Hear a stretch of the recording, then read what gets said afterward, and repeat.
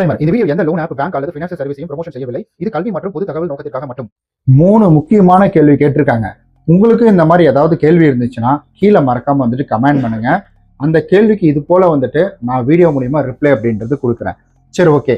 அதாவது லோகேஷ் அப்படின்றவர் என்ன கேட்டிருக்காருன்னா, மணிவியூ ஆப்ல 20,000 வந்துட்டு லோன் எடுத்திருந்தேன், செட்டில்மெண்ட் பண்ணிட்டேன். தென் அது வந்து சிவில்ல செட்டில்மெண்ட் நெகட்டிவ்ல வந்துட்டு காமிக்குது.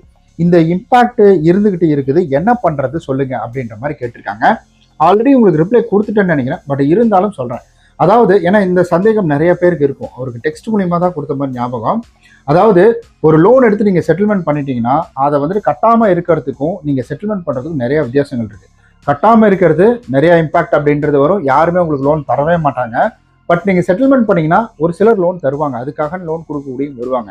இதனுடைய இம்பாக்ட் அப்படின்றது பாத்தீங்கன்னா படிப்படியாக தான் குறையும். ஒரு 3 மாசம் இல்லை 1 வருஷம் இந்த மாதிரி போச்சுன்னா படிப்படியாக தான் குறையும்.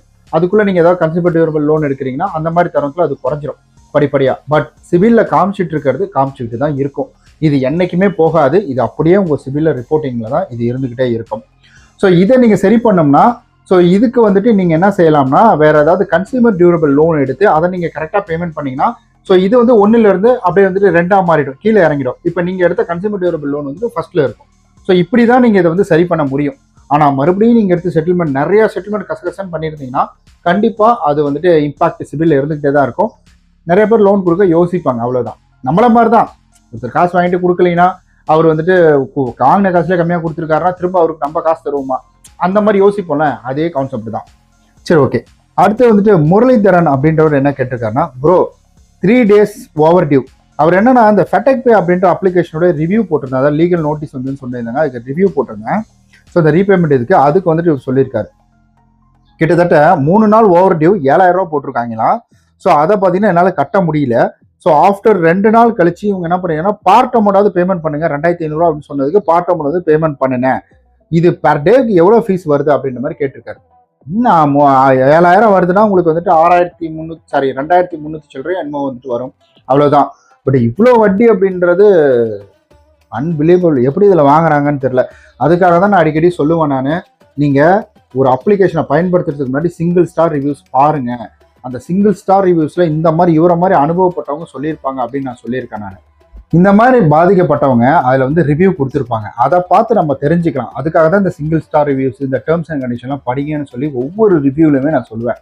அதை தான் நம்ம வந்துட்டு லோன் ஆப் தமிழில் பண்ணிக்கிட்டு இருக்கோம். உங்களுக்கு ஏதாவது ஒரு அப்ளிகேஷனை தெரிஞ்சுக்கணும்னா அந்த அப்ளிகேஷனுடைய பேரை நம்மளுடைய லோன் ஆப் தமிழில் சொன்னீங்கன்னா அதை பற்றி நான் வந்துட்டு ஒரு ரிவ்யூ வீடியோ கண்டிப்பாக நான் கொடுப்பேன். ஆல்ரெடி மேபி நான் போட்டிருக்க கூட செஞ்சிருக்கலாம். அதை நம்மளுடைய பிளேலிஸ்ட்டை போய் செக் பண்ணி பாருங்க.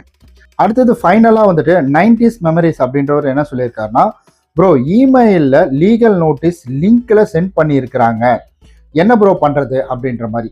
ஸோ எந்த ஒரு கம்பெனியுமே இமெயிலில் ஸோ அதுவும் லிங்க் மூலியமாக ஒரு லீகல் நோட்டீஸ் அப்படின்றது வராது. என்னை பொறுத்த வரைக்கும், நான் இத்தனை வருஷமா இந்த ஃபீல்டில் இருக்கிறேன். ஸோ என்னை பொறுத்த வரைக்கும் என்னன்னா, ஒரு லீகல் நோட்டீஸ் அப்படின்றது வந்துட்டு மெயில் மூலியமா வரும் தான். அது PDF மூலியமா வரலாம் மேபி, அப்படி இல்லைன்னா வந்துட்டு அதில் டெக்ஸ்ட் ஃபார்மேட்ல கூட அது வரலாம். அப்படியும் இல்லைன்னா மேஜராக அது என்ன ஆகும்னா வீட்டுக்கு தான் நோட்டீஸாக அது ரிசீவ் ஆகும். இப்படி தான் வரும்.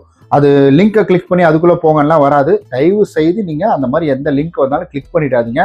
நம்ம நார்மல் மெசேஜில் லிங்க் வந்தால் கிளிக் பண்ணக்கூடாது, அதுவும் நீங்கள் மெயிலெலாம் பண்ணவே பண்ணாதீங்க. ஸோ அந்த மாதிரி ஏதாவது பண்ணோம்னா நம்மளுடைய மொபைலோ சிஸ்டமோ அவங்களுடைய கண்ட்ரோலில் எடுத்துக்கிறதுக்கான வாய்ப்புகள் நிறையா இருக்குது. கவனமாக இருங்க. அது என்ன கம்பெனின்னு சொல்லியிருந்தாருன்னா கூட இன்னும் கொஞ்சம் தெளிவாக இருந்திருக்கும்.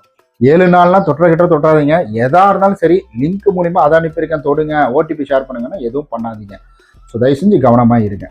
ரொம்ப நன்றி. ஸோ இந்த கேள்வியை கேட்டதுக்கு.